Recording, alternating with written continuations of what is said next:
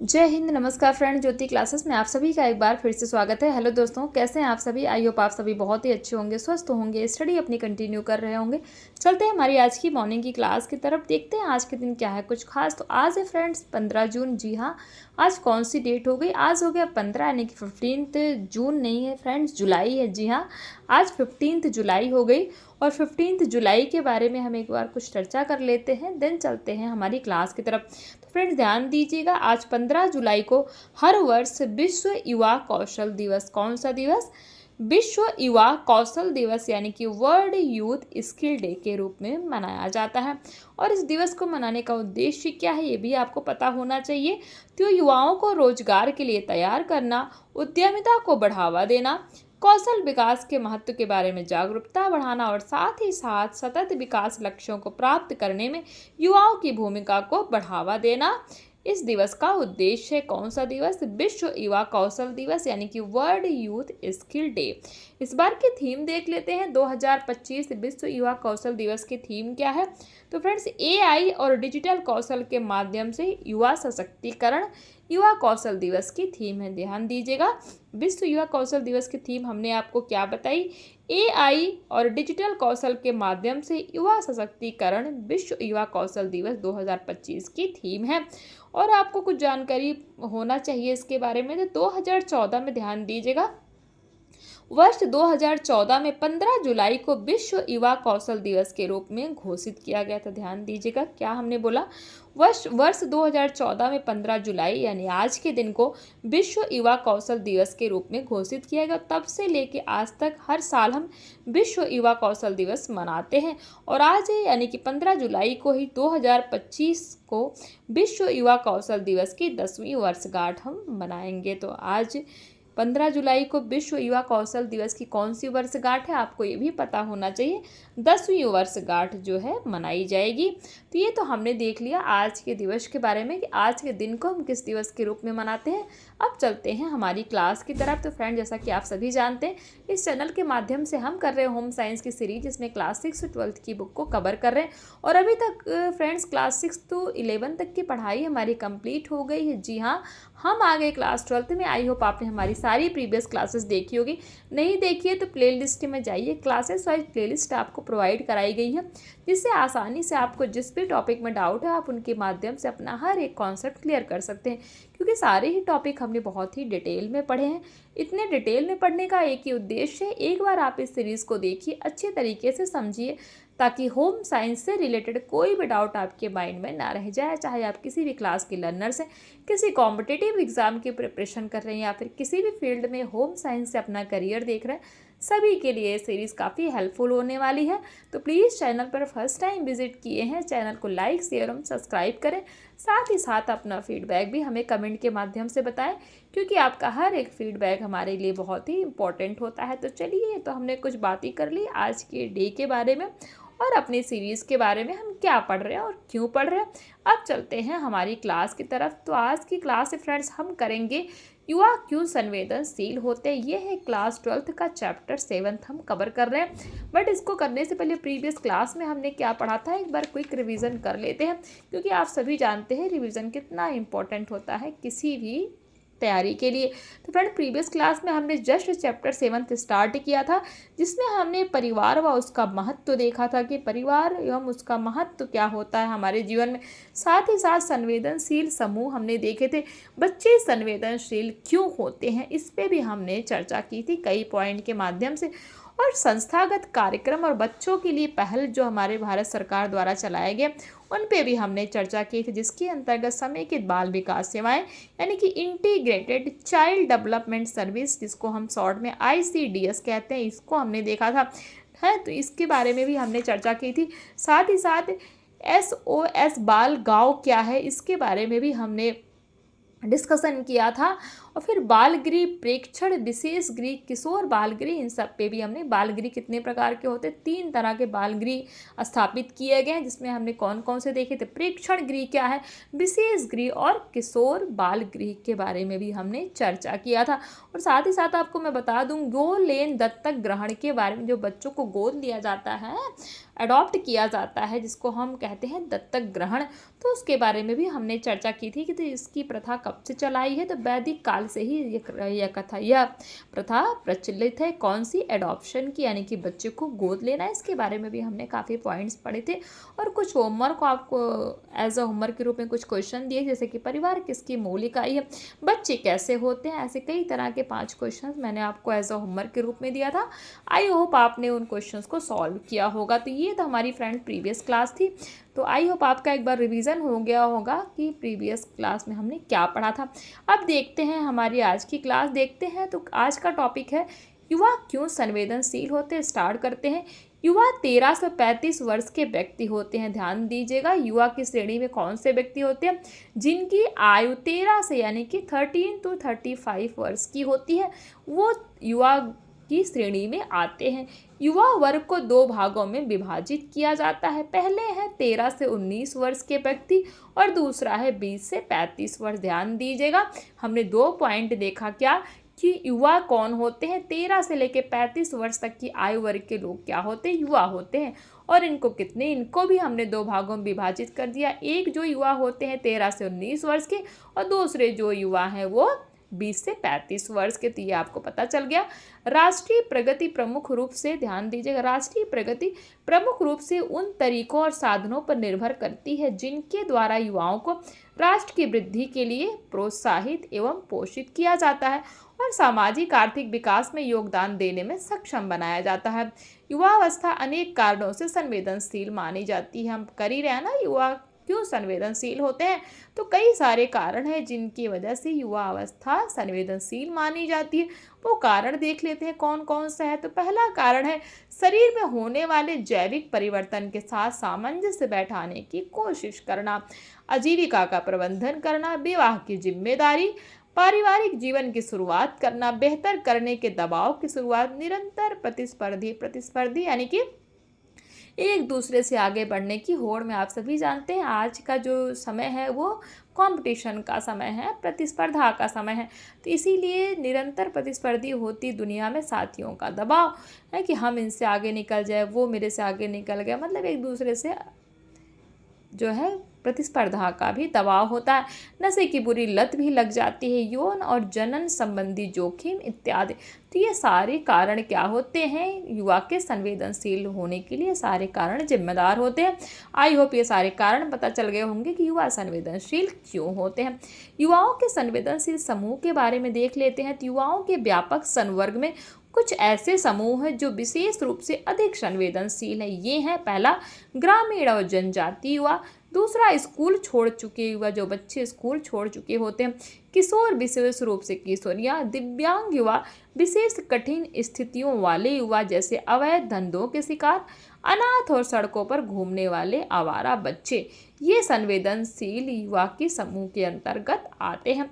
अब युवाओं की आवश्यकताओं पर नज़र डाल लेते हैं। तो सामाजिक रूप से उपयोगी और आर्थिक रूप से उत्पादक होने के लिए युवाओं की प्रमुख आवश्यकताएं निम्नलिखित हैं।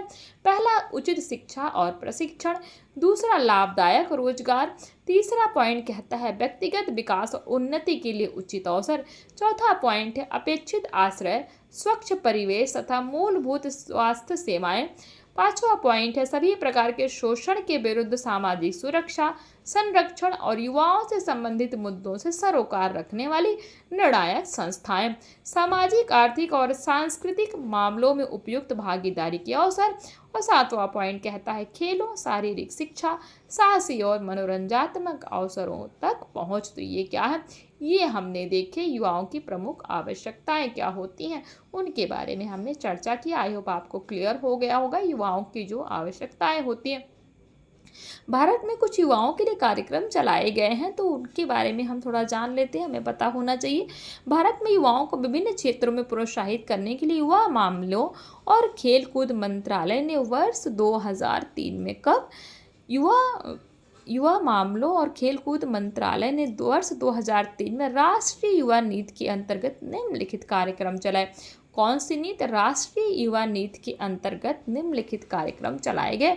तो उन कार्यक्रम को देख लेते हैं। पहला जो कार्यक्रम है राष्ट्रीय सेवा योजना, जिसको हम क्या कहते हैं? नेशनल सर्विस स्कीम के नाम से जानते हैं। तो इसका मुख्य उद्देश्य विद्यालय स्तर के विद्यार्थियों को समाज सेवा और राष्ट्रीय विकास से संबंधित विभिन्न कार्यक्रमों में शामिल करना तथा उनकी सहभागिता बढ़ाना।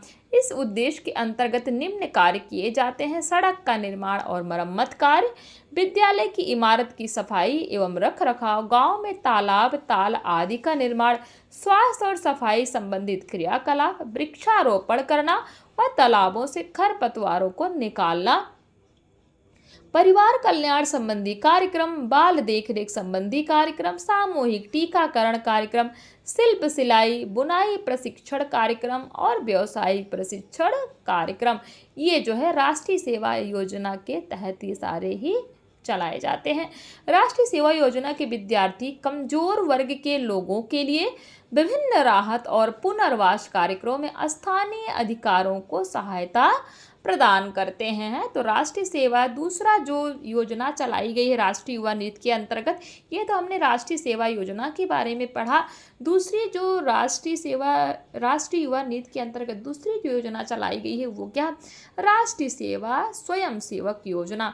इस योजना के अंतर्गत नेहरू युवा केंद्र, कौन सा? नेहरू युवा केंद्र के माध्यम से ऐसे विद्यार्थियों को पूर्णकालिक रूप से 1 या 2 वर्ष की अल्पावधि के लिए राष्ट्रीय विकास के कार्यक्रमों में शामिल होने का अवसर प्रदान किया जाता है। किसके अंतर्गत? नेहरू युवा केंद्र के अंतर्गत, जो अपनी पहली डिग्री प्राप्त कर चुके हैं। इस योजना के द्वारा विद्यार्थियों को विशेष प्रशिक्षण दिया जाता है। इसके अंतर्गत विद्यार्थियों को प्रौढ़ क्लबों की स्थापना करने, कार्य शिविरों का आयोजन करने, युवा नेतृत्व संबंधित प्रशिक्षण कार्यक्रमों का आयोजन करने, व्यावसायिक प्रशिक्षण तथा ग्रामीण खेलकूद व खेलों को प्रोत्साहित करने संबंधी कार्यक्रमों को शामिल किया गया है। किसके अंतर्गत? राष्ट्रीय सेवा स्वयं सेवक योजना के अंतर्गत है। अब देख लेते हैं नेहरू युवा केंद्रों का उद्देश्य क्या है, इसके बारे में हमें पता होना चाहिए। तो इन केंद्रों का मुख्य उद्देश्य ग्रामीण क्षेत्र के गैर विद्यार्थी युवकों को ग्रामीण क्षेत्रों के विकास में योगदान देने में सक्षम बनाना है। साथ ही विभिन्न क्रियाकलापों के द्वारा राष्ट्रीय रूप से मान्य उद्देश्य जैसे आत्मनिर्भरता, धर्मनिरपेक्षता, सामाजिकता, प्रजातंत्र, राष्ट्रीय एकता और वैज्ञानिक सोच को प्रचलित करना भी है। इसके अतिरिक्त औपचारिक शिक्षा, समाज सेवा शिविर, युवाओं के लिए खेलों का आयोजन, सांस्कृतिक और मनोरंजन कार्यक्रम, व्यावसायिक प्रशिक्षण, युवा नेतृत्व प्रशिक्षण शिविर तथा युवा क्लबों के प्रोत्साहित व स्थापित करना है।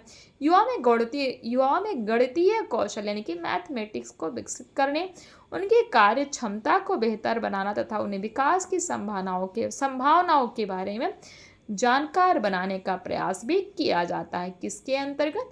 नेहरू युवा केंद्रों के अंतर्गत। यही इनका उद्देश्य। आई होप नेहरू युवा केंद्र का उद्देश्य आपको अच्छे से भली भांति समझ में आ गया होगा। आप चाहें तो इनका स्क्रीनशॉट लें, बहुत इंपॉर्टेंट है, क्वेश्चन इनसे बन जाते हैं।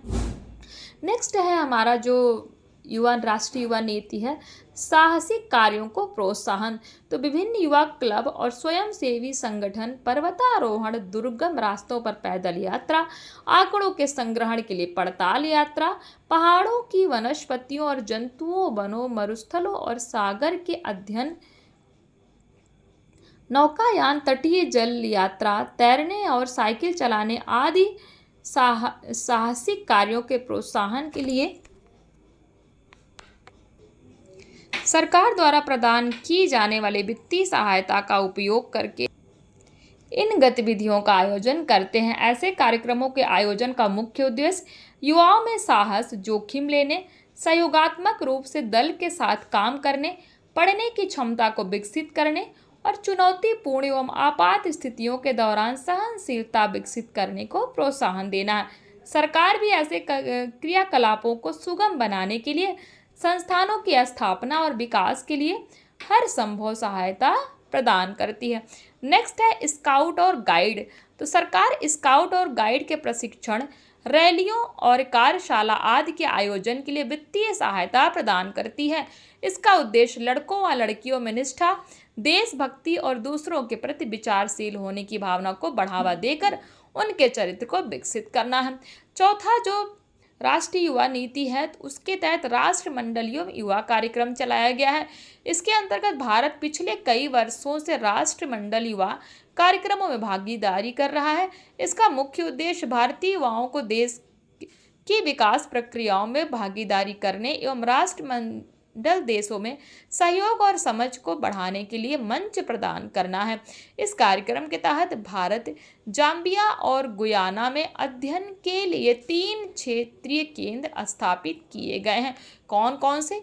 एशिया पैसिफिक क्षेत्रीय केंद्र चंडीगढ़। कौन सा पहला है?